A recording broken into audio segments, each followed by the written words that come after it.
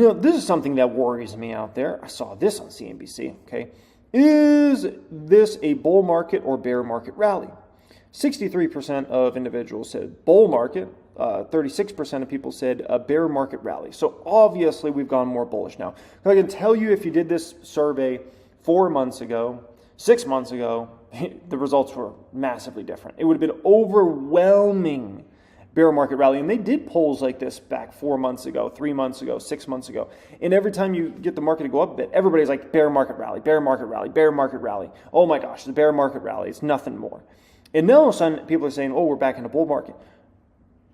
That gives me a little cause for concern here. And you look at the AI investor sentiment numbers, they line up perfectly with this, right? I mean, we've hit 4 straight weeks now at this point in time with over 40% of investors being bullish on the stock market for the next 6 months. And we've hit 4 straight weeks now at this point in time where, let's call it less than 30% of investors are bearish on the stock market in the next 6 months. This is the type of crap that scares me, okay? Because we're starting to get into very, very bullish activity again.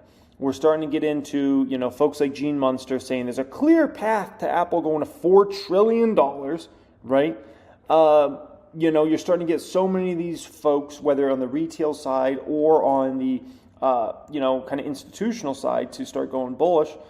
Oh, man, that is something that concerns me, right? And why can't people just play it even? At the end of the day, you see deals out there in the market, take advantage of those deals. But a lot of people just feel like they got to be such sheep. People like myself, we're taking advantage of the extraordinary deals we got last year, right? And we were the few and far between. Meanwhile, everybody and their grandma was selling stocks last year at stupid prices. Stupid prices, right? People like myself are picking up these shares left and right, like, okay, you're going to sell me Meta at $88? Okay, I'll take that stock. Like, what are you thinking? Are you going to sell me Tesla at $100? Sell me Shopify at $20-something? Selling Netflix at less than $200? I bought Netflix last year. Netflix. Yeah, I never thought I would ever own Netflix stock, but they sold me it for less than $200 a share. I'm like, okay, for $100-something a share, give me freaking Netflix stock. I'll take it. You give me free money, I'll take my free money, man. And this is what they did. And yet, where was everybody? They were selling. They were putting overwhelming selling pressure on those stocks day after day after day to send them new low after new low. And it's just like, it's such fascinating. Now people are running over themselves to buy these same stocks that they didn't want to touch. They didn't want to touch these stocks 6 months ago, 9 months ago, 12 months ago. No way. And now they're running over themselves after these stocks have climbed 100%, 200%. And they can't get enough of them. And man, that's the stock market for you. That's the stock market for you. It never fails, man. Never fails. Now, what do you need to do in this situation? I'll tell you exactly what you need to do, okay? Make sure you're hedging up some portfolios a little bit, okay? If you're not hedged in the market, I can tell you it's a good time to hedge a little bit, okay? It doesn't have to be a huge portion of your portfolio. Just hedge a little bit, okay? People are starting to get a little stupid again. Let's just call it that. And when people start getting a little stupid again, it pays to just put a little insurance on your portfolio, a little hedge out there, just in case the stupids crash this market. Because I can tell you, it's getting a little, based upon some of the stuff I'm starting to see, I'm like, oh boy, okay. They're starting to lose their minds a little bit again, okay. So a good time to just add a little hedges here and there that you see fit. Buy some insurance for your portfolio just in case. You don't have to sell out of your favorite stocks. Like no one wants to, I don't want to sell out of Meta and Tesla and all these great stocks. I own Amazon. But at the same time, I do recognize that people are starting, keyword is starting, to get very, very bullish and, could get into some really risky activity. And so somebody like myself recognizes that it's a good time period right now to add a little hedges on, a little insurance, just in case this market goes the other way, folks, okay? And if you don't know how to hedge, obviously there are a lot of videos out there that can teach you on the subject. I have some really good videos on the channel that can teach you about hedging. I put together some very in-depth videos recently for the private stock group in regards to hedging, definitely some high-level stuff. So, it's definitely worthwhile to kind of take a peek down that rabbit hole, okay? Revolve, RVLV, okay? Revolve stock. So, huge e-commerce player in the fashion industry, specifically with females, okay? And, Revolve's an extraordinary kind of opportunity here because it's actually a pretty shorted stock relative to many other stocks in the market. But I love Revolve. This is great CEOs at this company, great businesses, And when it comes to their clientele, they do cater a little more high end, let's just call it that. So their consumer is not nearly as hit from tougher economic situations than maybe other folks' consumers, okay? Here's a deal with Revolve, RVLV, okay? Trading at a forward P of under 20 on the stock. Now, that's insane. Absolutely insane. Because this is a stock that's going to get back to double digits revenue growth. For a company like a Revolve to be trading at a forward P under 20 and to be a company that should be able to get back to consistent double-digit revenue growth a year, it's ridiculous. Like, that's absolutely appalling that this stock is trading at that sort of valuation. So this is a pretty easy kind of like growth stock opportunity. It's honestly trading more like a value stock, but this is a growth stock. Just because it's not growing this year doesn't mean it's not going to grow in future years, right? So I'm looking at this one, I'm like, this is a pretty extraordinary opportunity here. And here's the other deal with Revolve. This is a cash stacker company. If you go back to 2018, they had about $16 million of cash on their balance sheet.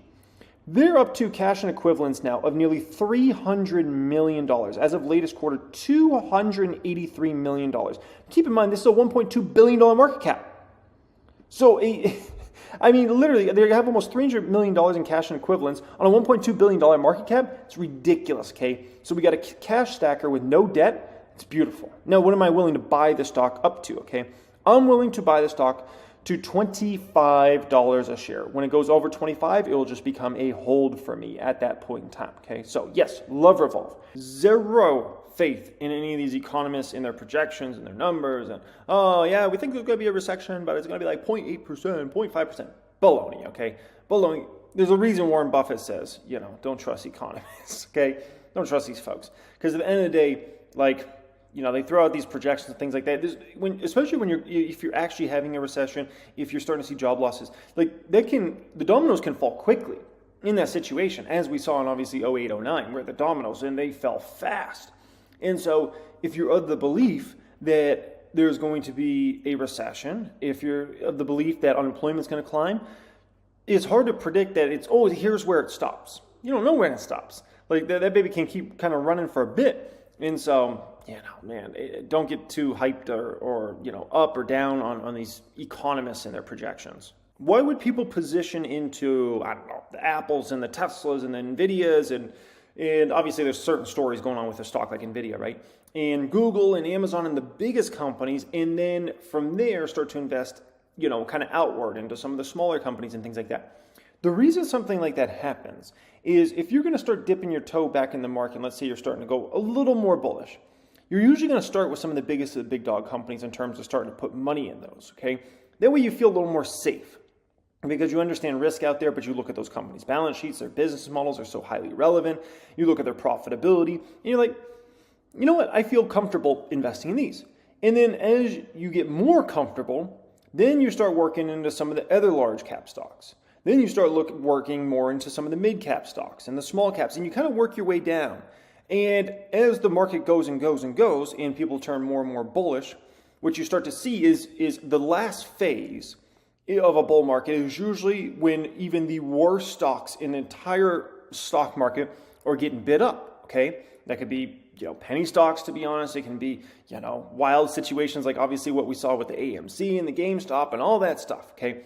That's the very tail end of a bull cycle when those ones are even getting a bid essentially, okay? And so it's a process to get there. It doesn't happen overnight. And that's kind of where we're at with the market right now. And that's why you've seen the indexes fly. And so you could actually see a scenario where, let's say the market's kind of bullish for the next, let's say year, the next 12 months. You can see a situation where the indexes maybe don't do that much. They perform decent, but they don't go up that much. But you actually see a lot of the other large caps, right? Which when I'm saying these type of large caps, I'm really speaking about under $50 billion market caps, but over like 10 billion, where you start to see some momentum come in those, and a lot of momentum come into a lot of the mid caps and small caps, where some of those stocks are maybe going up 30%, 50%, 100% if you're in a bull cycle. But you're not seeing the indexes move up even remotely close to that. Maybe the indexes are up 5 or 10% because money's going into smaller plays that don't move the indexes up that much. Okay? And so that's just something that you could potentially see out there, and that's why the market moves that way, and that's why the market works the way it does.